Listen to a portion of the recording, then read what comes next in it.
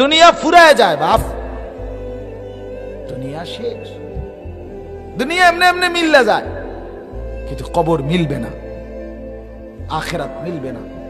তোমরা যারা নামাজ পড়ো না, আপনারা মাঝ বয়সী যারা নামাজ পড়েন না, আপনারা যারা বিড়ি সিগারেটে অভ্যস্ত, আপনারা যারা গুনার মধ্যে অভ্যস্ত, আপনাদের যাদের ঘরে প্রতিদিন টেলিভিশন চলে, আপনাদের যাদের স্ত্রী নামাজ পড়ে না, আপনাদের যাদের মেয়ে পর্দা করে না, আপনাদের যাদের ঘরে কেউ ফজরের নামাজ পড়ে না, কেউ আল্লাহর কোরআন পড়তে জানে না, এই বাপ আপনারা কেমনে কবরে যাইবেন, আখেরাতে কেমনে দাঁড়াইবেন আমারে বলেন। আহারে মরবেন কেমনে আপনারা, দাঁড়াইবেন কেমনে আপনারা, কি বলবেন আপনারা? একজন হুজুর রিদিয়া 100 টাকা দেওয়ার পরে হুজুরে দোয়া করে দিলে আপনি বেহেশতে যাবেন? হ্যাঁ, বেহেশত হুজুরের আব্বার সম্পত্তি। আমি তো অনেক সময় বলছি আলহামদুলিল্লাহ, আমরা 5 ভাই 3 বোন। আমার আব্বা 2015 সালে ইন্তেকাল করছে। আমার আব্বা 43 বছর এক টানা এক মসজিদে ইমামতি করছে, কুমিল্লা শহরে ঠাকুরপাড়া। হ্যাঁ, তো বাবা 5 ভাই 3 বোনকেই দিন শিখাইছে, কোরআন শিখাইছে। 2015 সালে বাসায় আব্বা ইন্তেকাল করছে।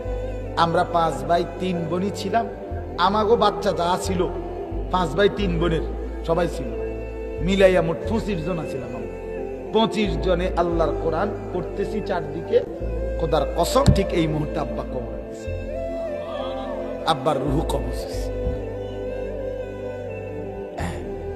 আমি মারে বলছিলাম, মা আপনি কাইনবেন না, কাইনবেন না মা। একটু পরে মুনকার নাকির আমার বাপকে যদি প্রশ্ন করে, মান রব্বুক, তোমার রবকে? আমার বাপ বলবে ফেরেশতা। 25 জন বংশধর এই মুহূর্তে রবের কোরআন পড়া রাইখা এখানে আসছে। তুমি কি জিগাইলা ফেরেশতা? রব চিনবো না? আরে বলো কি, রব চিনবো না কেন? রব না চিনলে আমার বংশের 25 জন রবের কালাম কেমনে পড়ছে? এই জন্য আমি অনুরোধ করলাম, আপনারা ফিরে আসেন। বয়স্করাও, মাঝ বয়সীরাও, মুরব্বীরাও, জওয়ান ছেলে তোমরাও, পর্দার আড়ালের মা বাপ, মা বোনরাও, আমরা সবাই ফিরি আল্লাহর দিকে। গুনাহ ছেড়ে দেই, তওবা করি, তওবা তওবা তওবা করি, তওবা করি, খাঁটি তওবা। বিনিময়ে আল্লাহ অগণিত পুরস্কার দেবেন। এই আয়াতটাই এখানে পড়ছি, এটা তরজমা বলি, তাইলে আমার কথা বক্তব্য এটাই। আমরা ফিরতে হবে আল্লাহর দিকে। কার দিকে? ছাড়তে হবে গুনাহ। কি ছাড়তে হবে? গুনাহ ছাড়তে হবে, অশ্লীলতা ছাড়তে হবে, আমার বাপ বেহায়াপনা ছাড়তে, ছেলেটাকে বাঁচাইতে হবে, মেয়েটাকে বাঁচাইতে হবে, স্ত্রীকে বাঁচাইতে হবে। এটাই তো ভালোবাসা, যে তার বিবিকে জাহান্নাম থেকে বাঁচাইতে চায়। এটাই তো ভালোবাসা, যে তার ছেলেটাকে জাহান্নাম থেকে বাঁচাইতে চায়। এটাই তো ভালোবাসা, যে তার মেয়েটাকে জাহান্নাম থেকে বাঁচাইতে চায়। এটাই তো নিজের জীবনের বুঝ, যে নিজেকেও জাহান্নাম থেকে বাঁচাইতে চায়। এটাই যে বুঝলো না, ফুতেরে সুদে টাকা দিয়া, কিস্তিতে টাকা লইয়া বিদেশ পাঠাইছে। এবড়া ফুতের জন্য কত বড় কল্যাণকামী। আমি নিজে, আমি বাপ, আমি আমার ফুতেরে সুদে টাকা দিয়া, কিস্তিতে টাকা লইয়া বিদেশ পাঠাইছেন। আমনের পুতের কল্যাণকামী। মিথ্যুক বেটা তুই, বেটা লুভি, বেটা লুভি, তুই বেটা লুভি। আমি বললাম বেটা তুই বেটা লুভি, বেটা তুই ফৈসাল লুভি। তুই সুদে টাকা দিয়া বিদেশ পাঠাইছে এই আশায় যে তে বা বিদেশ গিয়া তোমারে টাকা দিব, তুমি জমি কিনবা, বাইক বিল্ডিং করবা, ওই সাসায় জমি বেচবো, জেডায় জমি বেচবো, হেন্দিয়া 10 শতক, হেন্দিয়া 20 শতক, হেন্দিয়া 6 শতক জমি কিন্না ফুরাইবো।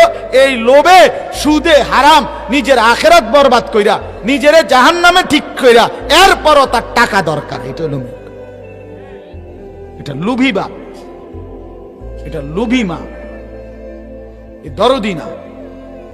আল্লাহ বলেন, শোনো দুনিয়াবাসী, আমার নবী ইয়াকুব মৃত্যুর সময় তার 12 জন সন্তানকে মৃত্যু শয্যায় চতুর্দিকে একত্র করে জিজ্ঞেস করছে, ইয়াকুব নবী কোন নবী? ওই ইউসুফের বাপ। 12 জন ছেলে, 10 ভাই তো একসাথে 10 ভাই। আর ইউসুফ আর বিনিয়ামিন, এ কয়জন হইল? 12 জনকে একত্র করে জিজ্ঞেস করছে, পুতেরা আমি তো দুনিয়া থেকে চলে যাচ্ছি, বাপ আমি শুনতে চাই মা তা'বুদুনা মিন বাদি, তোমরা আমার পরে কার ইবাদত করবা সেটা একটু আমারে বলো। ছেলেরা একসাথে বলছে, না'বুদু ইলাহাকা, আপনার যিনি মাবুদ, আপনার পূর্বপুরুষ ইব্রাহিম এবং ইসমাইলের যিনি মাবুদ, আল বাবা ওয়াদা দিলাম সেই আল্লাহর ইবাদতই আমরা করতে থাকব। ওয়া নাহনু লাহু মুসলিমুন, আমরা আল্লাহর অনুগত থাকব। আপনি ঘাবড়ায়েন না।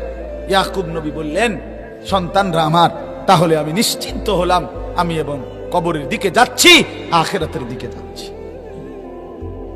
আল্লাহ আমাদেরকে বুঝ দান করেন। অতএব বাপ তওবা করেন, তওবা কি করেন? তওবা, ফিরে আসেন, গুনাহ ছাড়েন, নাফরমানির রাস্তা ছেড়ে দেন, খামখেয়ালির রাস্তা ছেড়ে দেন, দুনিয়া লোভের রাস্তা ছেড়ে দেন। দুনিয়া বাদ দিতে বলি না, দুনিয়া জরুরত মোতাবেক করেন, ঘর করেন, বিবি, সংসার, বাড়ি, ঘর সব ঠিক আছে, কিন্তু এমন যেন হয় না যে ঘর করতে করতে, বাজার করতে করতে, ব্যবসা করতে করতে, দোকানদারি করতে করতে ফজরও নাই, জোহরও নাই, আসরও নাই, মাগরিবও নাই, এশাও নাই। আরে মুসলমান, 3টা ঘন্টা হইয়া গেছে, একবার বেটা আমনের মুখ দিয়া, যুবক তুই ছেলের মুখ দিয়া একবারও তোর মালিকের নাম হলো না উচ্চারণ, তোর মতো ডাকাই তার হয় কেমনে রে মুসলমান? মুসলমান এমন কেমন জাতের মুসলমান বেটা তুমি? রাক্ষস, দুনিয়া এক রাক্ষস যে হা করে সব গিলে ফেলে, সাথে সাথে আবার হা করে, সাথে সাথে সাথে সাথে দুপুরে খাইতে বইয়া কয় রাইতে কি দেখাই, তোর রাত শেষ হলো কেন? ঠিকই না বলেন না কেন? রাইতে খাইতে বইলে কয় সকালের নাস্তা কি খাবে? তাহলে দুনিয়া শেষ হবে কেমনে? দুনিয়া কেমনে শেষ হবে? দুনিয়া শেষ হয় না। আমি নোয়াখালী লক্ষ্মীপুর টুমচর মাদ্রাসায় পড়তাম, লজিং থাকতাম, তো ওই লজিং এ 3টা ছেলে পড়াইতাম। তো একবার লজিং মহিলা, আপনার প্রায় 20-25 দিন হয়েছে, প্রত্যেক দিন ডাঁটা, মানে আমরা কি কই মাইরা, মাইল্লা, এ মাইল্লা এ তরকারিটাই মাছ দিয়ে রান্দা দেয় প্রতিদিন। আজ প্রায় 25 দিন হয়ে গেছে। আমি দেখছি বেডি যে ঘর, মানে কদ্দুর জায়গার মধ্যে মাইল্লা করছে, বুঝছেন, অল্প কদ্দুর ক্ষেতের মধ্যে, আর বেডির ঘরের হেদিকে আমি খেয়াল করছিলাম।